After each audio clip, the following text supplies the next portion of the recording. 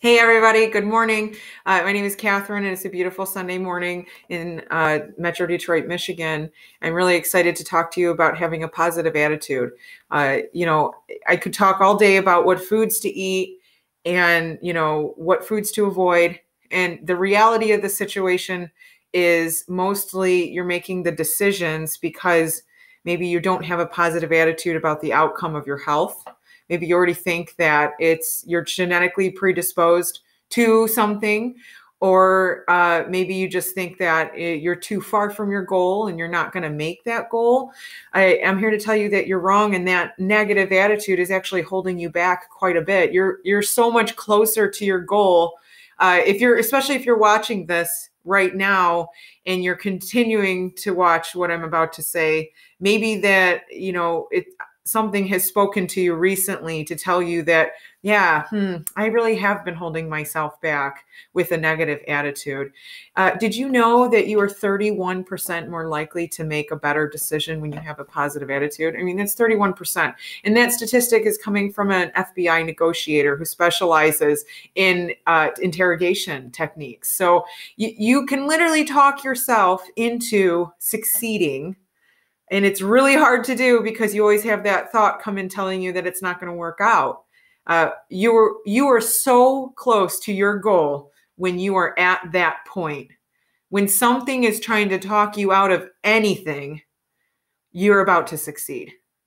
So don't stop there. What I'm saying is you wouldn't be talking yourself out of something if you weren't close to success.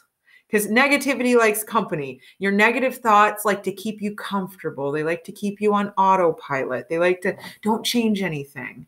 Okay, stay the same. That's what it's going to tell you. You can achieve your goals. If you have a positive attitude, you are more likely than everyone else to do it. And if you already know your negative attitude has been holding you back, then you're ahead of probably half the population. Yes, I made up that statistic, but can you go into your family and find how many of them are positive and negative? Is it about half? Maybe it's all of them. Maybe you're surrounding yourself with people that contribute to your negative behavior. That is something that's been huge in my life, is that I've really assessed the relationships I've had in my life and unwantingly removed people that I love, that I want in my life, but because they were so negative towards me or negative towards my goals, I knew that removing them would contribute to my success. And it has greatly. I've come to a point where I'm able to share this with you. I'm so positive about the changes I've made in my life after removing these types of relationships, more than one type of relationship, okay? Friendships, family members. You remove the negativity and you're able to maybe more clearly assess what's positive in your life. And touching on that, I do want to say that I don't want you to think that you're a weak person because you can't handle negative people in your life. That's something that you're going to have to talk to yourself about, okay? That's all internal. You don't have to have negative people in your life. You don't have to be strong enough to handle the negative people in your life. I'm telling you that you're doing a good job by pointing out who they are and how they are contributing to your failure talk. And when I say failure talk, I mean the voice in your head that has already told you you can't do it, and then they're confirming it. So do you have somebody in your life that is helping confirm your failure talk? Whether you think it's true or not, I want you to see if you can distance yourself from these people. Do you maybe spend too much time on Facebook? I don't think anything about Facebook is positive aside from a couple, good time stories. You're subconsciously comparing yourself to people on Facebook. I didn't even think that this was happening to me, but you put your best face forward on Facebook. You take the best selfie in the best light, and you look the best that you can.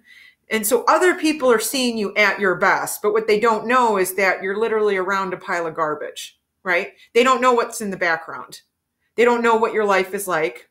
They don't know how much money you make. They don't know if you like your job, but you're presenting it as if you do and you have this great life. So everybody's showing their best self. So nobody's preparing you for failure.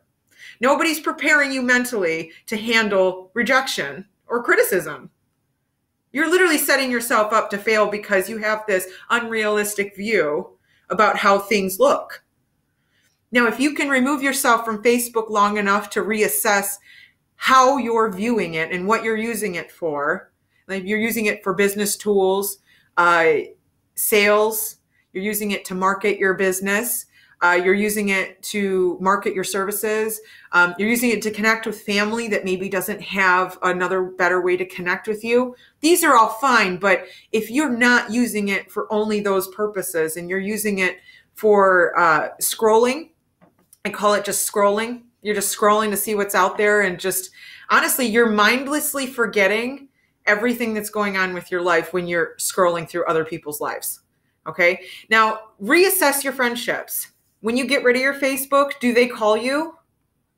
Do you have people call you, text you? Are these people reaching out to you? Or were they reaching out to you because it was easy? Okay, these are not your friends. Your friends will reach out to you when you remove Facebook. So please don't use that as an excuse. You need to stop scrolling. There's other things that you're going to use as vices to contribute to your failure talk. And I personally experienced this. This is why I'm sharing this with you. It's really important to me. It's really important to preach it and practice it myself. I have to catch my failure talk every single morning. Every morning I wake up with a negative thought and I have to catch it and tell it to go away. It is extremely difficult. But just like you can go to work every day with a smile on your face, you suddenly find that you're smiling and you don't know why. You can train your brain to wake up with the positive thought. And it is like a 2-day get out of the habit thing. And what I mean by that is if you don't do it for 2 days in a row, you're back to negative talk again. You're back to your failure talk. So I want you to do a couple things with me because I'm doing it with you, okay? I want you in the morning to say 5 people you're grateful for in your life. And these are not people that contribute to your failure talk. I know it's hard, okay? I know you might have family members that do it to you, and it's really hard to not look at them in a positive light, but you really have to reassess your relationships here. So wake up, 5 people you're grateful for every day. It'll put you in a better mood. You think it's not going to work. It's working. Okay. It works for me. I have 5 people that I'm grateful for. And you know what? You can switch it up every day. Just 5 people every day. This is your new habit. Secondly, I want you to reassess the relationships in your life. Who is your cheerleader? Who tells you you can do it? I know you can. You got to stop doing, you got to stop talking yourself out of it. Who's that friend? Contact that friend. Okay. Tell them that you always thought that they were a positive friend in your life. Reassess your friends. Number 3, don't tell the negative people that you're cutting them out. Do not tell them. This is not going to contribute to their success. You telling people what's wrong with them or invalidating them is your problem. You do not need to be in charge of how they are to you. You just need to slowly move away. Okay. Just separate the contact. Maybe stop going on Facebook for a few weeks. Maybe take longer to get back to their email or their text messages.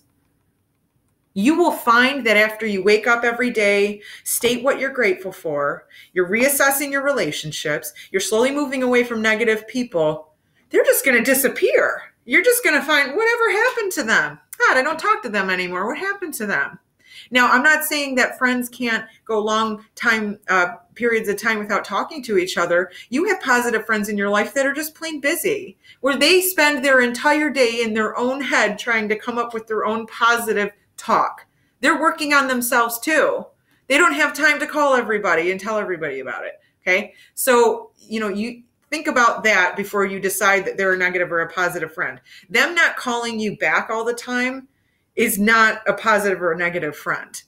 You got to talk to the people that are your cheerleaders. When you call somebody and say, hey, I got great news, and they get excited for you, that's the friend I want you to start spending more time with. You are who you spend time with. You're also the average salary of all of your friends put together. Did you know that?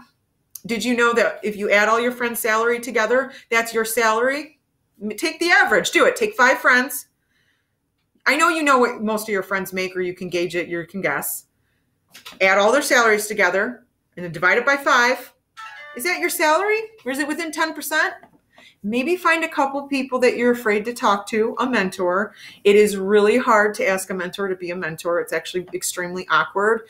But I've been getting the courage to do it lately. I actually reached out to a huge mentor of mine. His name is Patrick Bet-David. He is an entrepreneur on YouTube, and he has a very successful company and a very successful YouTube channel. And I reached out to him on LinkedIn thinking he would just completely ignore my connection request and message. And not only did he respond to my message, but he added me on LinkedIn.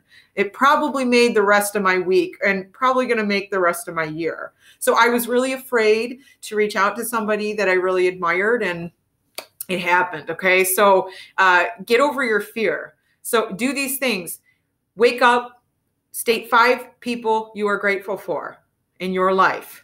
2, reassess the relationships in your life, whether they're positive or negative. 3, don't tell the negative people you're pushing away. Period. I want do this for 30 days. Get yourself into a habit, then reassess this in 30 days. Really, save this video and go watch it in 30 days. Did you find the negative friend? Tell me below. I would love to hear about it. Guys, I know you can do this, okay? You can do this. Not only do I believe in you, I know you can do this, and I can't wait for you to tell me that you've done this. Okay, I would love to hear in the comments, or you can do a private message if you don't want to tell everybody what's going on with you. That is totally okay. You can email me. I have my business email is Catherine@itcouldbenew.com, my furniture refinishing company. That is private. Okay, no one else is going to get that. If you want to send me a private message, you can email me there. Okay, have a great day. Have a great week. Start this tomorrow morning. Okay.